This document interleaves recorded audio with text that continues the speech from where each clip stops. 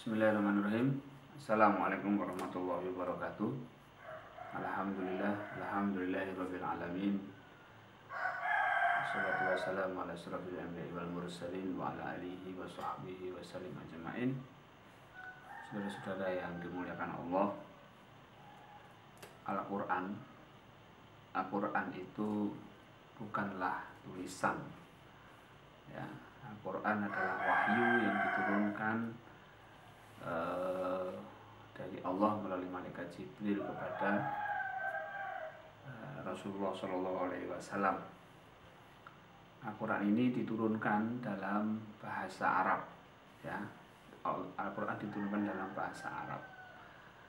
Nah, diturunkan dalam bahasa Arab,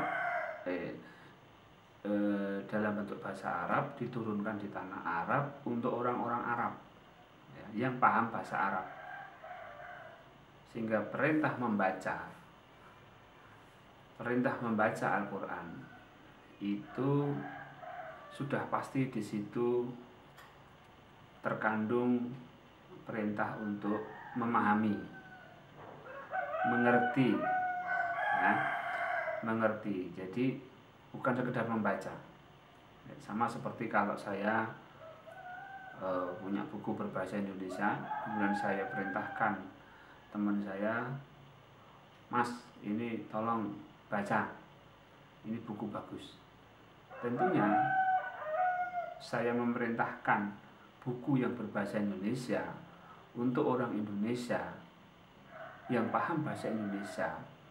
Itu sudah pasti perintahnya adalah untuk dapat dipahami, tidak sekedar dibaca. Ya, inilah yang terjadi di negara-negara non-Arab, yang terjadi di negara-negara yang tidak berbahasa Arab, atau mungkin malah di Arab sendiri. Saya kurang tahu, tapi yang pasti kebanyakan di negara non-Arab ini Al-Quran itu dipahami, Al-Quran ini dibaca, Al-Quran ini dibaca hanya sebatas membaca saja, hanya sebatas membaca berdasarkan tajwid, berdasarkan makhraj, berdasarkan pelajaran-pelajaran tahsin yang sudah dipelajari dan dipahami. Sama sekali tidak memahami apa itu isinya. Tentunya ini menyimpang dari perintah membaca Al-Quran itu sendiri. Bahkan di beberapa tempat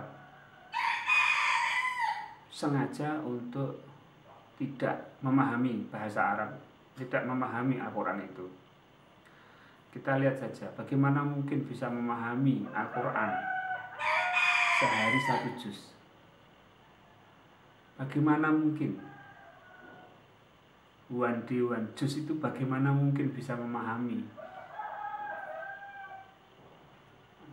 Al-Quran, mengerti artinya.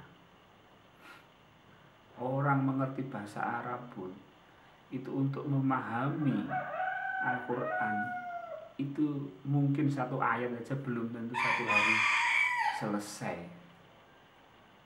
ya. Sedangkan kita orang yang non-Arab kok malah yang tidak paham bahasa Arab malah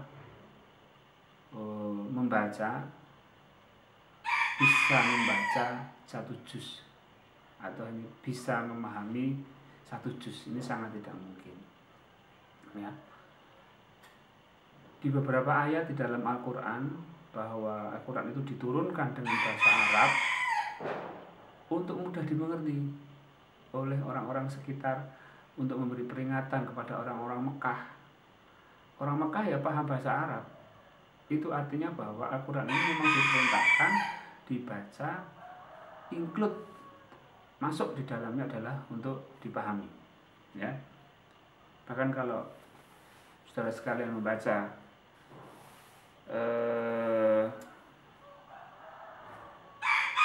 surat Yusuf,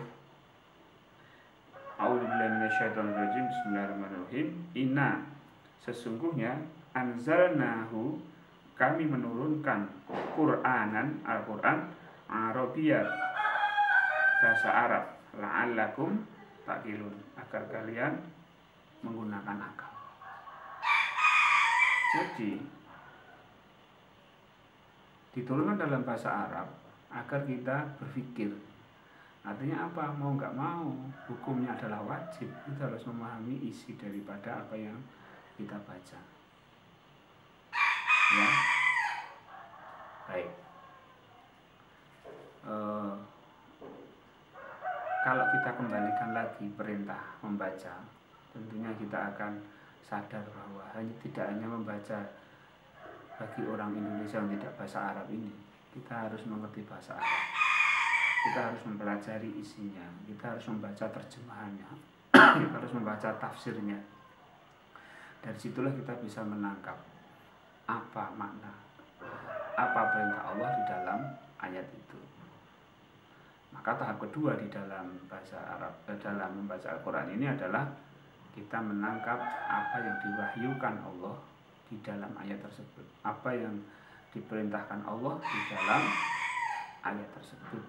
Nah, baiklah, mudah-mudahan kajian singkat tentang Quran yang berbahasa Arab ini memotivasi kita untuk memahami isinya, menangkap wahyu yang ada di dalamnya, tidak hanya sekedar membaca satu hari satu juz tanpa ada pengertian atau tanpa ada makna atau tanpa ada satu yang tersimpan dalam dada kita.